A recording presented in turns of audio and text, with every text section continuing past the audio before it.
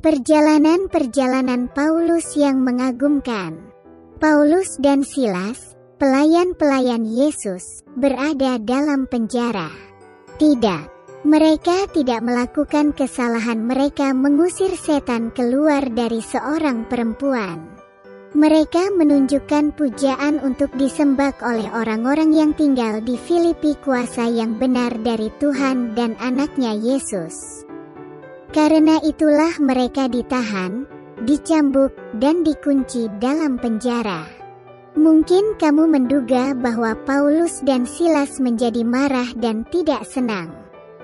Tetapi mereka tidak seperti itu. Nyatanya, pada tengah malam mereka berdiri dan menyanyikan lagu-lagu pujian untuk Tuhan. Para tahanan yang lain dan para penjaga penjara mendengar suara mereka. Tiba-tiba, nyanyian berhenti. Tuhan mengirimkan satu gempa bumi untuk menggoncangkan penjara. Semua pintu terbuka. Setiap rantai yang membelenggu mereka terlepas. Para penjaga penjara yakin kalau semua tahanan melarikan diri dalam keributan itu. Jika satu orang saja melarikan diri, penjaga penjara itu akan dihukum mati. Dengan sedih, penjaga penjara yang malang itu menarik keluar pedangnya. Dia hampir saja membunuh dirinya sendiri dan selesailah semuanya. Tetapi Paulus keluar dan berteriak, "Jangan menyakiti dirimu sendiri, kami semua ada di sini." Saat penjaga penjara itu melihatnya, dia berkata, "Tuan, apa yang harus aku lakukan agar aku selamat?" Jawab mereka, "Percayalah kepada Tuhan Yesus Kristus, dan kamu akan selamat, kamu dan seluruh keluargamu." Penuh dengan sukacita, penjaga penjara percaya kepada Yesus. Keesokan harinya Paulus dan Silas dilepaskan dari penjara. Kemudian mereka mengadakan perjalanan ke kota-kota yang lain, mengatakan kepada semua orang tentang Yesus. Beberapa orang percaya, yang lain mencoba untuk menyakiti mereka. Tetapi Tuhan selalu bersama pelayan-pelayanannya. Suatu malam, Paulus berkhotbah selama berjam-jam.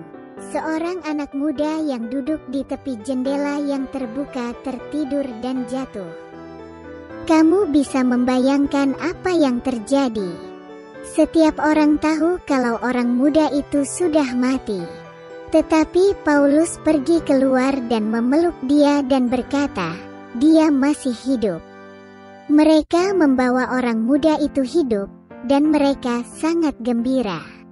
Paulus dan Silas mempunyai banyak petualangan dalam perjalanan mereka ke Eropa. Salah satu dari petualangan Paulus yang terbesar terjadi saat dia berada di atas kapal. Itu bukanlah kapal motor, tetapi kapal layar, jadi sangat mudah diombang-ambingkan oleh badai di sekitarnya. Paulus berada di atas kapal karena dia ditahan lagi. Sekarang dia harus dikirim kepada Kaisar di Roma, kota terbesar di dunia. Angin yang besar bertiup, pelan-pelan menenggelamkan kapal itu. Kelihatannya cuaca sedang berangin. Itu merupakan perjalanan yang buruk bagi Paulus dan tahanan-tahanan lainnya, juga bagi para awak kapal. Saudara-saudara, aku lihat bahwa perjalanan ini akan mendatangkan kesukaran dan kerugian yang besar. Paulus memperingatkan. Kapten kapal itu tidak mendengarkan ucapan Paulus. Mereka tetap berlayar. Saat badai menyerang, mereka mencoba mengikat kapal itu erat-erat dengan harapan bahwa hal itu bisa menjaga kapal itu dari bahaya kehancuran. Jika kapal itu pecah, maka air akan mengubur semuanya. Kapal itu diombang-ambingkan dengan hebat, kemudian kapten memerintahkan setiap orang untuk menolong mengurangi beban kapal itu. Pada hari ketiga, mereka membuang alat-alat kapal keluar. Mungkin itu bisa sedikit menolong. Pada malam hari, seorang malaikat berdiri di sisi Paulus dan mengatakan bahwa semuanya akan baik-baik saja. Yang lain terhibur saat Paulus berkata, "Sebab itu tabahkanlah hatimu, saudara-saudara, karena aku percaya kepada Allah, bahwa semuanya pasti terjadi sama seperti yang dinyatakan kepadaku. Namun kita harus mendamparkan kapal ini pada satu pulau." Beberapa hari kemudian, kapal terhanyut sampai ke dekat Pulau Malta. Kapal itu menabrak batu dan terbelah. Kapten memerintahkan semua orang yang bisa berenang untuk melompat keluar kapal dan berenang ke daratan. Para tawanan juga selamat. Beberapa menggunakan papan dan beberapa menggunakan pecahan-pecahan kapal. Di Malta, Allah menunjukkan kuasa-Nya. Saat mereka berkumpul di perapian, seekor ular beludak menggigit Paulus. Orang-orang berpikir bahwa dia akan mati. Tetapi gigitan ular beludak itu tidak melukainya. Kemudian orang-orang itu berpikir bahwa Paulus adalah Tuhan. Banyak orang datang, dan Tuhan menyembuhkan mereka setelah Paulus berdoa untuk mereka. Akhirnya, Paulus tiba di Roma. Dibutuhkan waktu 2 tahun untuk mengadili kasusnya. Selama menunggu waktu pengadilan itu, Paulus menyewa sebuah rumah dan menerima tamu-tamu. Apakah kamu tahu apa yang dikatakan Paulus kepada para tamunya? Kerajaan Allah, Tuhan Yesus Kristus. Paulus melayani Tuhan di Roma.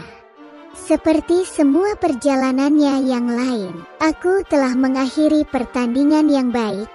Aku telah mencapai garis akhir dan aku telah memelihara iman. Paulus menulis dari Roma.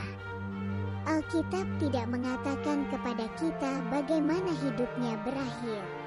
Tetapi catatan yang lain mengatakan bahwa Paulus dipenggal kepalanya karena perintah Kaisar Nero.